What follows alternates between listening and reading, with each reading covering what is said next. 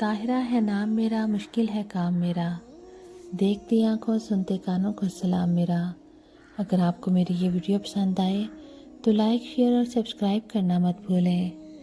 ہمارے پیارے نبی حضور اقدس صلی اللہ علیہ وسلم کا مزاح کیسا تھا اور وہ اپنے صحابہ کرام کے ساتھ دل لگی کیسے کیا کرتے تھے۔ حضرت ابو ہریرہ رضی اللہ عنہ فرماتے ہیں کہ صحابہ کرام رضی اللہ عنہم نے عرض کیا، یا رسول اللہ، آپ ہم سے مذاق بھی فرما لیتے ہیں؟ آپ نے فرمایا، ہاں، مگر میں کبھی غلط بات نہیں کہتا۔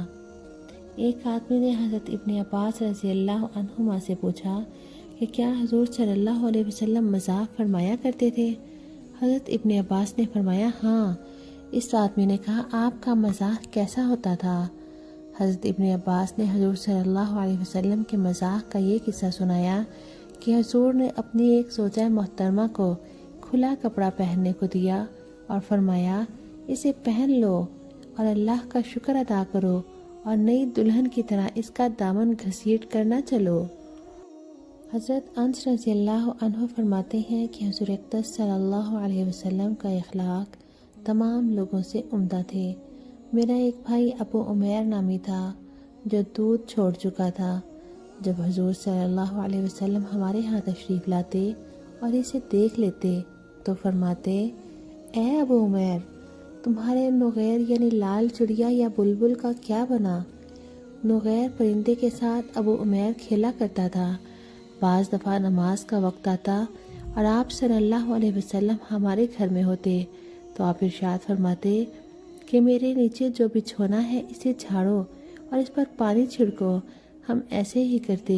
پھر حضور صلی اللہ علیہ وسلم آگے کھڑے ہو جاتے، ہم آپ کے پیچھے کھڑے ہو جاتے، آپ ہمیں نفل نماز پڑھاتے۔ وہ بچھونا کھجور کے پتوں کا بنا ہوا تھا۔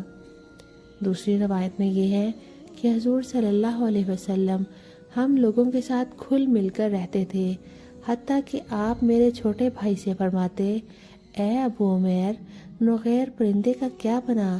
حضرت انس بن مالک رضی اللہ عنہ فرماتے ہیں کہ نبی اکرم صلی اللہ علیہ وسلم حضرت طلحہ رضی اللہ عنہ کے ہاں تشریف لے گئے تو ان کے ایک بیٹے کو بڑا غمگین دیکھا جس کی کنیت ابو عمیر تھی۔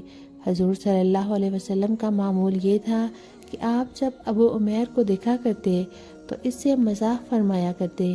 چنانچہ حضور صلی اللہ علیہ وسلم نے فرمایا، کیا بات ہے ابو عمیر، غمگین نظر آ رہا ہے؟ گھر والوں نے بتایا کہ اس کا نغیر پرندہ مر گیا ہے جس سے یہ کھیلا کرتا تھا۔ اس پر حضور صلی اللہ علیہ وسلم نے اسے دل لگی کے لیے فرمانے لگے، اے ابو عمیر، نغیر پرندے کا کیا بنا؟ حضرت انس بن مالک رضی اللہ عنہ فرماتے ہیں کہ ایک آدمی حضور صلی اللہ علیہ وسلم کی خدمت میں آیا اور اس نے حضور صلی اللہ علیہ وسلم سے اپنے لیے سواری مانگی تو حضور نے فرمایا، ہم تمہیں اونٹنی کا بچہ دیں گے۔ اس نے عرض کیا، یا رسول اللہ، میں اونٹنی کے بچے کا کیا کروں گا؟ مجھے تو سواری کے لیے جانور چاہیے، وہ بچہ تو سواری کے کام نہیں آ سکے گا۔ حضور نے فرمایا، ہر اونٹ اونٹنی کا بچہ ہی ہوتا ہے۔ حضرت انس رضی اللہ عنہ فرماتے ہیں کہ حضور اقدس صلی اللہ علیہ وسلم نے ایک دفعہ مجھے از راہ مزاح فرمایا، او دو کان والے۔ حضرت انس رضی اللہ عنہ فرماتے ہیں کہ دیہات کے رہنے والے ایک آدمی کا نام ظاہر تھا۔ وہ گاؤں سے حضور صلی اللہ علیہ وسلم کے لیے سبزی، ترکاری وغیرہ ہدیہ لایا کرتا تھا، اور جب یہ واپس جانے لگتا تو حضور صلی اللہ علیہ وسلم انہیں شہر کی چیزیں دے دیا کرتے، اور حضور فرماتے، ظاہر ہمارا دیہات ہے اور ہم اس کا شہر ہیں۔ حضور صلی اللہ علیہ وسلم کو ان سے بڑی محبت تھی، لیکن تھے یہ بدصورت۔ ایک مرتبہ حضرت ظاہر اپنا سامان بیچ رہے تھے۔ حضور نے پیچھے سے جا کر ان کی کولی ایسی بھری کہ وہ حضور کو دیکھ نہ سکیں، یعنی ان کی کمر اپنے سینے سے لگا کر ان کی بغلوں کے نیچے سے دونوں ہاتھ لے جا کر ان کی آنکھوں پر رکھ دیے۔ حضرت ظاہر نے کہا، مجھے چھوڑ دو، یہ کون ہے؟ پھر پیچھے مڑ کر دیکھا تو حضور صلی اللہ علیہ وسلم کو پہچان لیا اور اپنی پیٹھ حضور کے سینے سے اچھی طرح چمٹانے لگے، اور حضور بطور مزاح فرمانے لگے، اس غلام کو کون خریدے گا؟ حضرت ظاہر نے کہا یا رسول اللہ، اگر آپ مجھے بیچیں گے تو مجھے کھوٹا اور کم قیمت پائیں گے۔ حضور نے فرمایا لیکن تم اللہ کے نزدیک کھوٹے اور کم قیمت نہیں ہو، بلکہ اللہ کے ہاں تمہاری بڑی قیمت ہے۔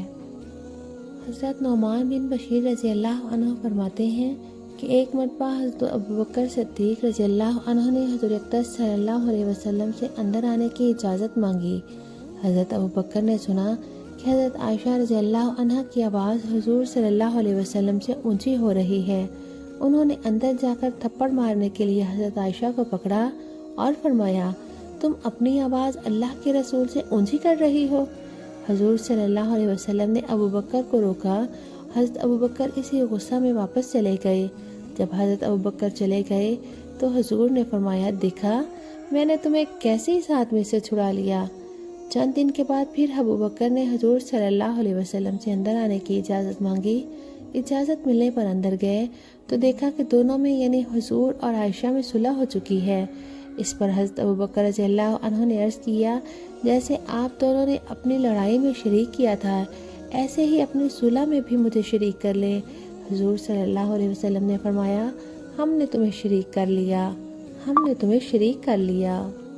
حضرت عائشہ رضی اللہ عنہ فرماتی ہیں کہ ایک مرتبہ میں حضور اقدس صلی اللہ علیہ وسلم کے ساتھ سفر میں گئی۔ میں اس وقت نوعمر لڑکی تھی، میرے جسم پر گوشت بھی کم تھا اور میرا بدن بھاری نہیں تھا۔ حضور صلی اللہ علیہ وسلم نے لوگوں سے کہا، آپ لوگ آگے چلے جائیں۔ چنانچہ سب لوگ چلے گئے تو مجھ سے فرمایا، آؤ میں تم سے دوڑ میں مقابلہ کروں۔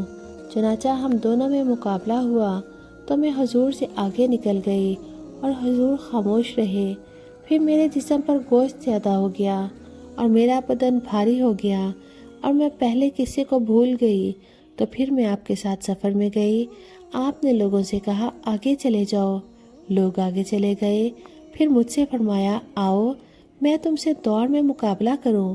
چنانچہ ہم دونوں میں مقابلہ ہوا تو حضور مجھ سے آگے نکل گئے۔ حضور صلی اللہ علیہ وسلم ہنسنے لگے اور فرمانے لگے، یہ پہلی دوڑ کے بدلے میں ہے، اب معاملہ برابر ہو گیا۔ حضرت انس بن مالک رضی اللہ عنہ فرماتے ہیں کہ ایک مرتبہ نبی اکرم صلی اللہ علیہ وسلم سفر میں چل رہے تھے۔ ایک ہدی خواں، ہدی ان اشعار کو کہا جاتا ہے جنہیں پڑھنے سے اونٹ اور تیز چلنے لگتے ہیں۔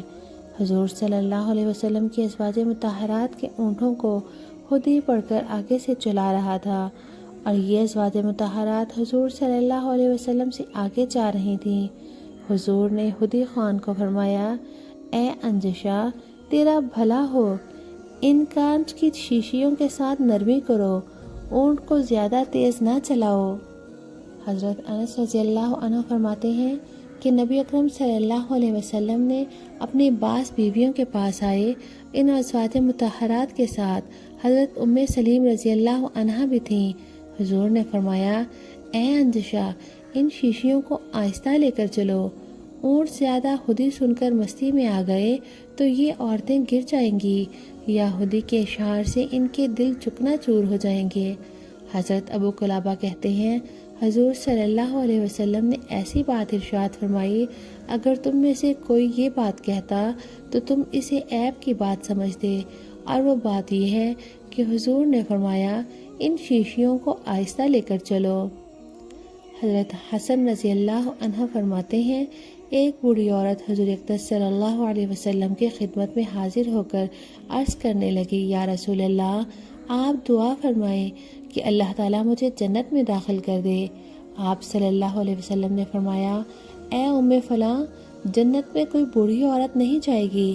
وہ عورت روتے ہوئے واپس جانے لگی تو آپ نے فرمایا، اسے بتا دو کہ وہ جنت میں بڑھاپے کی حالت میں داخل نہیں ہوگی بلکہ جوان اور کنواری بن کر جنت میں جائے گی، کیونکہ اللہ تعالیٰ فرماتے ہیں، انا انشأناہن انشاء فجعلناہن ابکارا، ہم نے وہاں کی ان عورتوں کو خاص طور پر بنایا ہے، یعنی ہم نے ان کو ایسا بنایا کہ وہ کنواریاں ہیں۔ ہمارے پیارے نبی کے مزاح میں بھی جھوٹ کی آمیزش نہیں تھی۔ اللہ تعالیٰ ہمیں جھوٹ سے بچنے کی توفیق عطا فرمائے۔ وآخر دعوانا ان الحمد للہ رب العالمین۔